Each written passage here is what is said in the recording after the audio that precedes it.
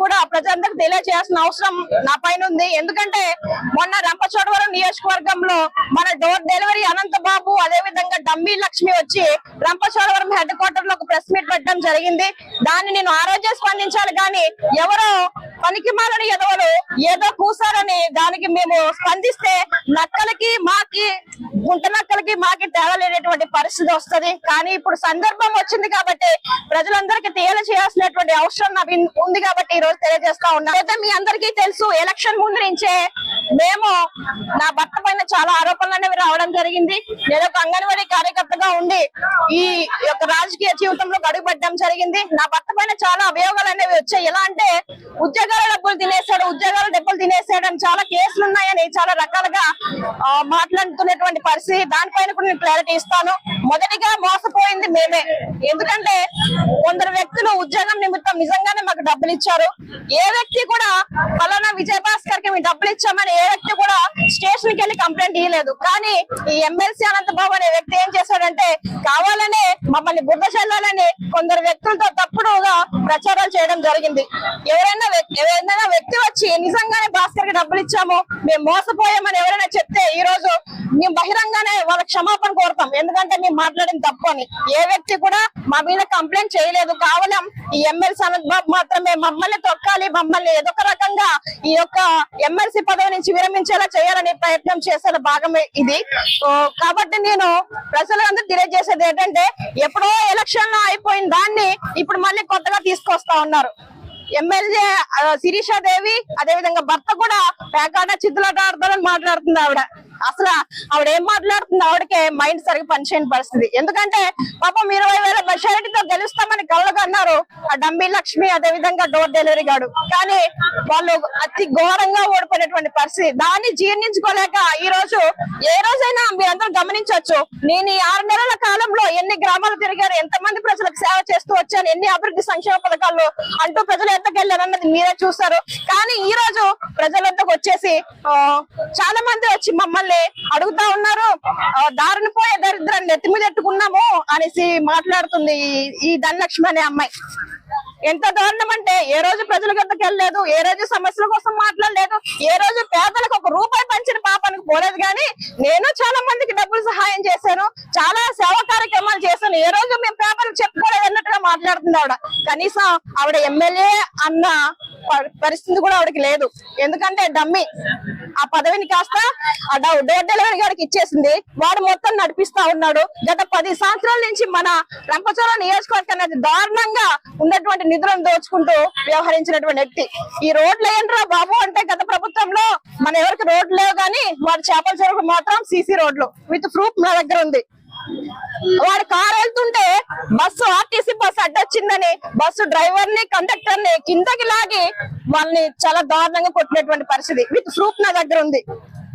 ఇంత దారుణంగా వ్యవహరించుకుంటూ ఎమ్మెల్యే భర్త విజయభాస్కర్ ఎమ్మెల్యే డబ్బులతో చాలా మంది ఎంప్లాయీస్ ని చాలా రకాలుగా ఇబ్బంది పెడతా ఉన్నారు, ఇసుక పైన దందాలు చేస్తా ఉన్నారు, ఎంప్లాయీస్ ని బెదిరిస్తా ఉన్నారని రకరకాలుగా బూటకపు మాటలు చెప్తున్నటువంటి పరిస్థితి ఈ రోజు మీరు అందరూ చూస్తూనే ఉన్నారు.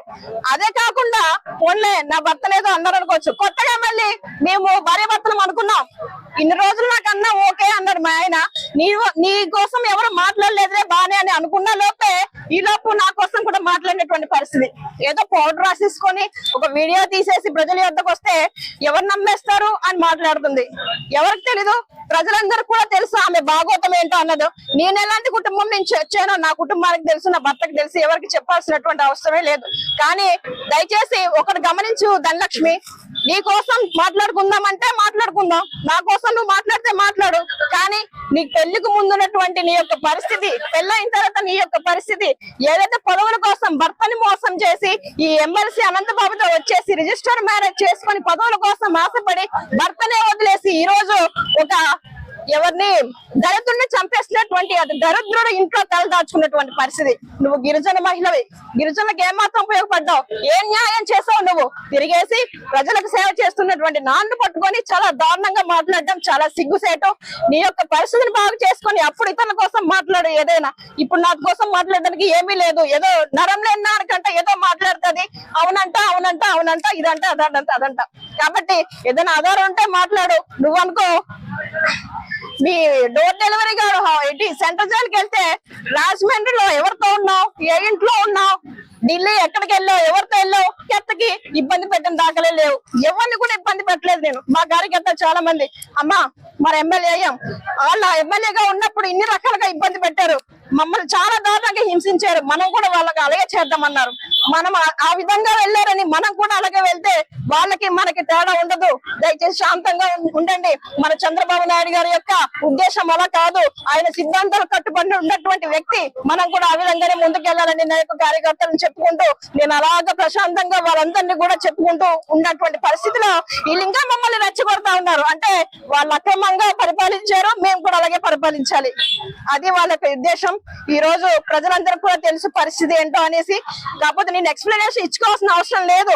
మీ యొక్క బాగోతాలన్నీ ప్రజలకు తెలుసు, అందరూ చూస్తూనే ఉన్నారు. కాబట్టి ఈ రోజు బుద్ధి చెప్పి ఇంకోటి ఈవీఎం ద్వారా లెగ్గామని మాట్లాడుతుంది. ఎంత సిగ్గుసేట అసలు. ధనలక్ష్మికి బుద్ధి ఉందా అని అడుగుతా ఉన్నాను. పోనీలే ఈవీఎం ద్వారా నేను లెగ్గాను అనుకో, మరి బ్యాలెట్ ఓట్లు ఏమైనాయి? బ్యాలెట్ ఓటింగ్ ఎంప్లాయీస్ ఎంత మంది వేశారు? నేనే పర్మిషన్ తీసుకొని మీకు ఇస్తాను పర్మిషన్. ధనలక్ష్మి అనంతబాబు వెళ్ళి లెక్కెట్టుకోండి ఆ బ్యాలెట్ ఓట్లు ఈవీఎం ఓట్లు ఎన్ని పడ్డాయో నీకు తెలుస్తుంది. సిగ్గు ఉండాలి కనీసం. ఏ రోజు ప్రజల వద్దకు వెళ్ళలేదు, ప్రజల సమస్యల కోసం పోరాడలేదు, ఈ రోజు మాట్లాడుతా ఉన్నారు. గంజాయి మీరు చెప్పే నెంబరు ఊకలోడి లోపల పెట్టి గంజాయిని తరలిస్తున్నటువంటి పరిస్థితి. ఇవన్నీ మా దగ్గర ఆధారాలు ఉన్నాయండి. త్వరలోనే ఇక్కడ ఉన్నటువంటి ప్రాజెక్ట్ ఉంది మధ్యగడ్డ చెరువు, నీళ్ళని ఎక్కడ పోతా ఉన్నాయి, డైరెక్ట్ గా మా చేపల చెరువుకి వెళ్తా ఉన్నాయి. మాకు తెలీదా వాడి యొక్క అక్రమాలు? తెలీదా? ఇంకొకటి గిరిజనేతలు ఎంత దారుణంగా మోసం చేస్తా ఉన్నారని చెప్తా ఉన్నారు. మేమంట రోడ్డు పక్కన ఉన్నటువంటి గిరిజనేతల షాపులను తీసేస్తా ఉన్నాము, అవి ట్రైబల్ మహిళ కాబట్టి గిరిజనేతలకు వ్యతిరేకమని ఒక కొత్తని తీసుకొస్తా ఉన్నారు. మేము ఎవరికి కూడా వ్యతిరేకం కాదని మొదటిసారి నేను చెప్తూనే ఉన్నాను. నేనున్న నా పంచాయతీ నా అత్తమామలు 10 సంవత్సరాలు సర్పంచ్గా చేశారు. అక్కడ కేవలం గిరిజనేతలు ఎక్కువగా ఉన్నటువంటి పరిస్థితి. గత 10 సంవత్సరాలు మా అత్తమామలకి అధికారాన్ని కట్టబెట్టినటువంటి గిరిజనేతల పైన నేను ఏ విధంగా ఇలాంటి దుష్పరిస్థితులు నేను చేస్తానని మీరు అందరూ అనుకుంటా ఉన్నారు. దయచేసి ఎవరు కూడా ఇది నిజమని నమ్మొద్దు. టీఆర్పీ కేసులని మరొకరు చెప్తా ఉన్నారు. ఈ వ్యక్తి రంపచోడవరంలో ఒక లాయర్ని పట్టుకున్నాడు. ఆడు గుంట నక్క. వైసీపీలో ఉంటే వైసీపీ, టీడీపీ వస్తే టీడీపీ, ఇంకో పార్టీ అయితే ఇంకో పార్టీలోకి వెళ్ళి ఏం చేస్తా ఉన్నాడంటే ఈ ఎల్టీఆర్ క్లోజ్ అయినటువంటి ఎల్టీఆర్ మళ్ళీ బయటికి తీసి వాళ్ళని రెచ్చగొడతా ఉన్నాడు. ఎమ్మెల్యే ఈ కేసులన్నీ మళ్ళీ రీఓపెన్ చేసిందని చెప్తా ఉన్నాడు. ఒరే జాగ్రత్తగా ఉండు అనంతబాబు, డమ్మీ లక్ష్మి, అదే విధంగా ఆ లాయర్ ఏదైతే ఉన్నాడో ఇంకొకసారి గానీ గిరిజన మహిళ కదా ఏం చేయదు, ఏం చేసినా నోరు మూసుకుంటదని అనుకుంటున్నాను. తాట తీస్తాను మరొకసారి. ఏం చేయడానికి నేను వెనకాలను. గిరిజన మహిళ ఈ రోజు మీరు అందరూ కూడా ఒక అంగన్వాడీ కార్యకర్తగానే చూశారు. రాబోయే రోజుల్లో కూడా ఒక ఖాళీగా కూడా చూసే రోజు ముందు ఉంటది. దయచేసి మీరు అందరూ గమనించాలి. నా ప్రజలందరూ కూడా ఒకటే కోరుకుంటా ఉన్నాను. నేను ఈ 6 నెలల కాలంలో న్యాయబద్ధంగానే ప్రజలకు సేవ చేసుకుంటూ ముందుకు వెళ్తా ఉన్నాను. ఎవరికి అన్యాయంగా దేనికి చోటు ఇవ్వలేదు. ఇంకా ఏదైనా ట్రాన్స్ఫర్ చేయాలంటే లక్షలు వసూలు చేస్తా ఉన్నారా అని చెప్తా ఉంది ధనలక్ష్మి. ఎవరికి వసూలు చేశాను? ఏ ఒక్క వ్యక్తి అయినా వచ్చి ఎమ్మెల్యేకి నేను ₹1,00,000 ఇచ్చాను, 10,000 ఇచ్చాను, 5,000 ఇచ్చానని ఒప్పుకుంటే ఈ రోజు నా యొక్క ఎంబసీ పదవికి రాజీనామా చేయడానికి సిద్ధంగా ఉన్నాను. ప్రజలందరూ కూడా గమనించాలి. నేను ఎటువంటి అన్యాయానికి తావిచ్చేటువంటి మహిళను కాదు. నేను గాని, నా భర్త గాని, నా కుటుంబం గాని. దయచేసి కార్యకర్తలు ప్రజలందరూ కూడా గమనించాలి. కొంచెం నాకు ఈ పార్టీ తోడుగా ఉంది, కార్యకర్తలు తోడుగా ఉన్నారు, ప్రజలు తోడుగా ఉన్నారు, నా కుటుంబం అంతా కూడా నాకు అండగా ఉంది.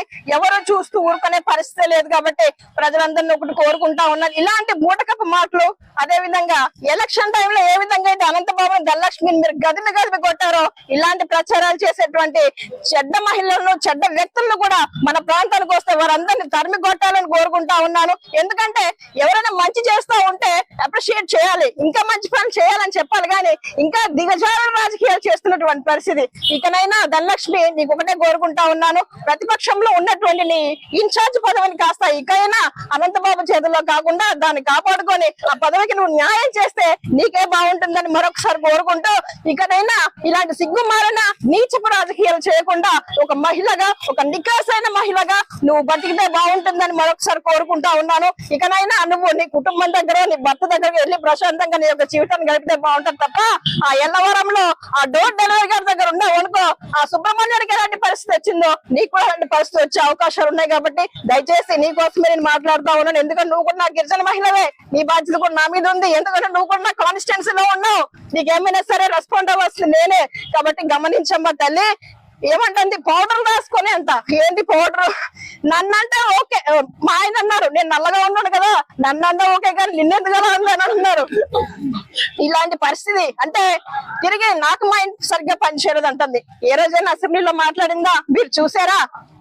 2 సార్లు జరిగిన అసెంబ్లీలో నేను కేవలం ఒక 4-5 సార్లు మాట్లాడాను మన సమస్యల కోసం. ఏ ఎమ్మెల్యే మాట్లాడారు? సమస్యల కోసం ఎవరు పట్టించుకున్నారు? నేను ఎలక్షన్ 3 నెలల్లో రాజకీయాలకు రావడం జరిగింది. నేను తిరిగినటువంటి ప్రతి గ్రామంలో ఉన్నటువంటి ప్రతి సమస్యని అసెంబ్లీ దృష్టిలో పెట్టాను. ఈ రోజు కొన్ని సమస్యలన్నీ కూడా పరిష్కారం అవ్వాలంటే ఈ రోజు పెద్దల దృష్టిలో మన యొక్క సమస్యలన్నీ చెప్పాను. కాబట్టి ఈ రోజు మన ప్రాంతానికి నిధులు 6 నెలల్లో కొన్ని కోట్ల రూపాయల నిధులు శాంక్షన్ అవ్వడం అనేది చాలా గొప్ప విషయం. దయచేసి ప్రజలందరూ గమనించాలి. నేను వేరేది ఏమో అడగట్లేదు. 5 సంవత్సరాలు మీరు నాకు ఈ యొక్క ఎమ్మెల్యే పదవిని నాకు అప్పచెప్పారు కాబట్టి నేను మీ అందరికీ సేవ చేయడానికి ఉన్నాను. కాబట్టి 5 సంవత్సరాలు మీ అందరి సపోర్ట్ నాకు ఉంటేనే నేను ముందుకెళ్ళగలను, ఇంకా అభివృద్ధి సంక్షేమ పథకాలంటూ మీ అందరికీ సేవ చేయగలను. కాబట్టి దయచేసి ప్రజలందరూ గమనించి మీ అందరి ఆదరాభిమానులకు ఎప్పుడు ఇలాగే ఉండాలని మనస్ఫూర్తిగా కోరుకుంటూ ముగించుకుంటా ఉన్నాను. ధన్యవాదాలు. మరిన్ని వీడియోస్ కోసం ఛానల్ ని సబ్స్క్రైబ్ చేయండి. లేటెస్ట్ అప్డేట్స్ కోసం వాట్సాప్ ఛానల్ ని ఫాలో అవ్వండి. ఆ లింక్ డిస్క్రిప్షన్ లో ఉంది.